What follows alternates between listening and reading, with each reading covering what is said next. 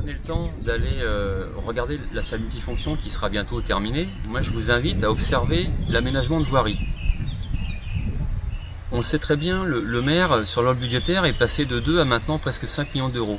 À un moment donné, l'enveloppe elle a tellement explosé qu'il a fallu faire des choix. Si vous regardez le nombre de places qui physiquement a été prévu sur ce projet, on devait avoisiner les 450 places, on va être aux alentours de 250 places. On sait que quand on aura une salle avec une jauge à 500 ou 700 personnes, avec 250 places, je ne sais pas où les personnes iront se garer. Peut-être au Champ Loué ou ailleurs, donc ça c'est un premier point. On a rogné sur la surface de stationnement. Ils viendront en vélo. Ils viendront en vélo. Je les encourage d'ailleurs à venir en vélo. On n'a pas vu les voilà. On n'a pas vu les accès. Le deuxième point qui est plus inquiétant, c'est ce projet-là. Il ne s'agit pas de concevoir un équipement. Il faut penser le stationnement, l'aménagement, mais regardons comment est positionnée l'entrée et la sortie de cette salle multifonction. On arrive à la perpendiculaire sur le rond-point de la guitare du Luxor. Alors vous avez une entrée qui est à peine large pour que des SMI puissent rentrer, et quand vous ressortez, vous avez une sortie à la perpendiculaire.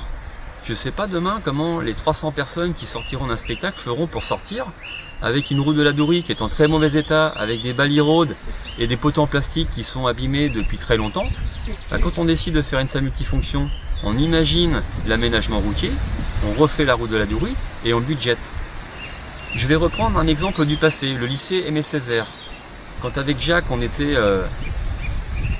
on nous a exprimé ce projet de lycée, très vite avec Jacques, on évoquait pour Thierry Stampillier les problématiques à venir d'aménagement des flux.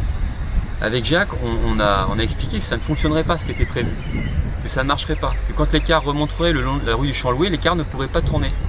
Qu'est-ce qui s'est passé à l'époque? M. Stampillier, il a résilié la mission du bureau d'études qui avait imaginé tous les plans, parce que Jacques avait expliqué que ça ne marcherait pas.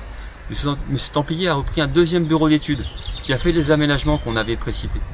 Donc on voit bien que la salle multifonction, si on la conçoit, on la pose physiquement et on ne se préoccupe pas du reste, ça veut dire qu'en 2021, quand la salle sera en exploitation, si un jour elle l'est, vous verrez que les problèmes de voirie vont exister.